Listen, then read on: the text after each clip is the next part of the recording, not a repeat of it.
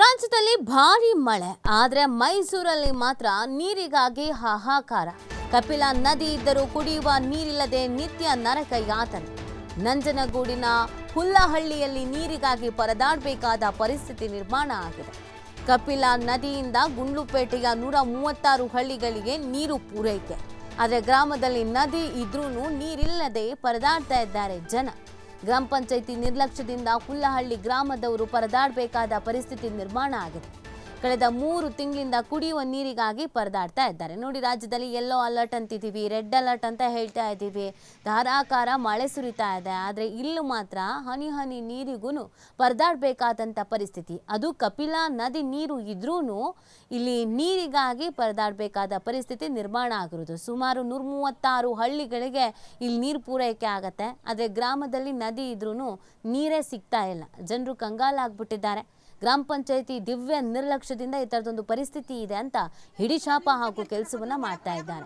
ಸಂಬಂಧಪಟ್ಟಂತ ಅಧಿಕಾರಿಗಳು ಇದಕ್ಕೆ ಗಮನ ಹರಿಸಬೇಕಾಗತ್ತೆ, ನೀರನ್ನ ನಮಗೆ ಒದಗಿಸಬೇಕಾಗತ್ತೆ. ಹೀಗೆ ಆದ್ರೆ ನೀರಿಗೆ ನಾವು ಎಷ್ಟು ದಿನ ಅಂತ ಪರದಾಡಬೇಕಾಗತ್ತೆ ಅನ್ನುವಂಥ ಪ್ರಶ್ನೆಯನ್ನ ಮಾಡೋದ್ರ ಜೊತೆಗೆ ಅಸಮಾಧಾನವನ್ನ, ಆಕ್ರೋಶವನ್ನ ಹೊರ ಹಾಕ್ತಾ ಇದ್ದಾರೆ.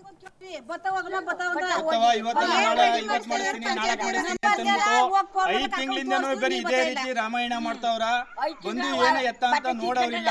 ಆಮೇಲೆ ಒಬ್ರು ಹೋಗಿ ನಾವು ಮೆಂಬರ್ನ ಕೇಳಿದ್ರ ನಾವು ಮಾಡ್ಸಲ್ಲ, ನೀವೇನ್ ಮಾಡಿದ್ರಿ ಮಾಡ್ಕೊಳ್ಳಿ ಹೋಗಿ. ಒಬ್ರು ಬಂದು ತಿರುಗಿ ಅಂತ ನೋಡ್ಲಿಲ್ಲ. ನಮ್ ಸಮಸ್ಯೆನ ಯಾರು ಕೇಳಿದವರು, ಯಾರು ಹೇಳ್ಬೇಕು ನಾವು?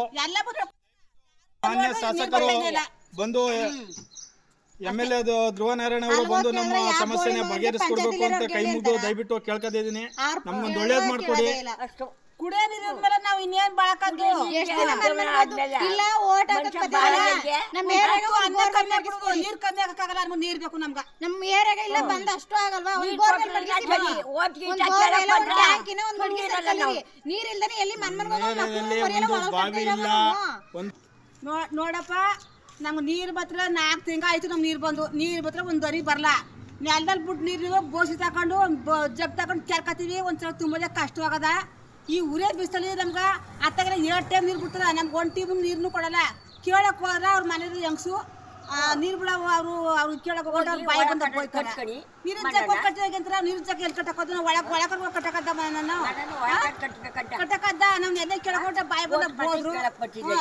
ನಾವು ಹೋಗಿ ಕೇಳಿದ್ರೆ ಪಂಚಾಯತಿಗೆ ಪಂಚಾಯತಿ ಏನು ತಕೊಳ್ಳೋದಿಲ್ಲ. ಹೋಗಿ ಕೇಳಿವಿ, ಪಂಚಾಯತ್ ಕೇಳಿವಿ, ಅಲ್ಲಿ ಗ್ರಾಮ ಪಂಚಾಯತಿ ಅವ್ರನ್ನ ಹೋಗಿ ಕೇಳಿದ್ವಿ, ಸಂಬಂಧಪಟ್ಟವ್ರನ್ನ ಹೋಗಿ ಕೇಳಿದ್ರೆ ಬಾಯಿಗೆ ಬಂದಂಗೆ ನಮಗೆ ಬೈಟ್ ಕಳಿಸ್ತಾ ಇದ್ದಾರೆ. ಎಲೆಕ್ಷನ್ ಬಂತು ಅಂತಂದ್ರೆ ವೋಟ್ ಕೇಳಕ್ ಬರ್ತಾರೆ, ಆದ್ರೆ ನಮಗೆ ಈಗ ನೀರಿನ ಸಮಸ್ಯೆ ಇದೆ, ದಯವಿಟ್ಟು ವ್ಯವಸ್ಥೆ ಮಾಡಿಕೊಡಿ ಅಂತಂದ್ರೆ ಇದ್ರ ಬಗ್ಗೆ ಯಾರು ಗಮನ ಹರಿಸ್ತಾ ಇಲ್ಲ ಅನ್ನುವಂಥ ಬೇಸರವನ್ನ, ಆಕ್ರೋಶವನ್ನ ಹೊರ ಹಾಕ್ತಾ ಇದ್ದಾರೆ. ಪ್ರತಿನಿತ್ಯವೂ ನೀರಿಗೆ ಪರದಾಡಬೇಕು ಅಂತ ಅಂದ್ರೆ ಆ ಜನ ಎಲ್ಲಿಗೆ ಹೋಗ್ಬೇಕು ಅನ್ನೋದನ್ನ ನೀವೇ ಹೇಳಿ. ಸಂಬಂಧಪಟ್ಟವ್ರು ಮನೆಗೂ ಹೋಗಿದ್ದಾಯ್ತು, ಬಾಗಿಲು ತಟ್ಟಿದ್ದಾಯ್ತು, ಕೇಳಿದ್ದಾಯ್ತು, ನೀರಿನ ವ್ಯವಸ್ಥೆ ಮಾಡಿಕೊಡಿ ಅಂತ ಹೇಳಿದ್ದಾಯ್ತು. ಯಾರು ಒಬ್ಬರ ಕಡೆಯಿಂದಲೂ ಜವಾಬ್ದಾರಿಯುತವಾದಂಥ ಒಂದು ಉತ್ತರ ಅನ್ನೋದು ಅವ್ರಿಗೆ ಸಿಗ್ತಾ ಇಲ್ಲ.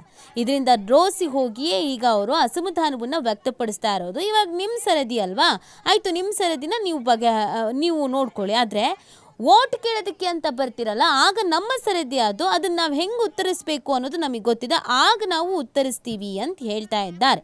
ನೋಡಿ, ಅಲ್ಲಿ ನದಿ ಇದೆ, ನದಿ ಇದ್ರೂ ಕೂಡ ಆ ಭಾಗದ ಜನರಿಗೆ ನೀರಿಗಾಗಿ ಸಮಸ್ಯೆ ಉದ್ಭವ ಆಗಿರೋದು. ಗ್ರಾಮ ಪಂಚಾಯಿತಿಯವರು ಕರೆಕ್ಟಾಗಿ ಪ್ಲ್ಯಾನ್ ಮಾಡಿದರೆ ಈ ಥರದೊಂದು ಸಮಸ್ಯೆ ಕಾಣಿಸ್ಕೊಳ್ತಾ ಇರಲಿಲ್ಲ, ಉದ್ಭವ ಆಗ್ತಾ ಇರಲಿಲ್ಲ. ಆದರೆ ಸಂಬಂಧಪಟ್ಟಂಥ ಅಧಿಕಾರಿಗಳ ದಿವ್ಯ ನಿರ್ಲಕ್ಷ್ಯವೇ ನಮಗೆ ಇವತ್ತು ಈ ಥರದೊಂದು ಪರಿಸ್ಥಿತಿ ನಿರ್ಮಾಣ ಆಗೋದಕ್ಕೆ ಕಾರಣ ಅಂತ ಹೇಳ್ತಾ ಇದ್ದಾರೆ. ಆದಷ್ಟು ಬೇಗ ಇದನ್ನು ಸರಿ ಮಾಡಿಕೊಡಿ ಅಂತ ಕೇಳ್ತಾ ಇದ್ದಾರೆ. ಸಂಬಂಧಪಟ್ಟಂತಹ ಜನಪ್ರತಿನಿಧಿಗಳಿಗೂ ಕೂಡ ಇದನ್ನು ಆಗ್ರಹಿಸ್ತಾ ಇದ್ದಾರೆ ಅವರು. ಪಂಚಾಯತಿ ಏನು ತಕೊಳ್ಳೋದಿಲ್ಲ. ಪಂಚಾಯತ್ ಕೇಳಿವಿ,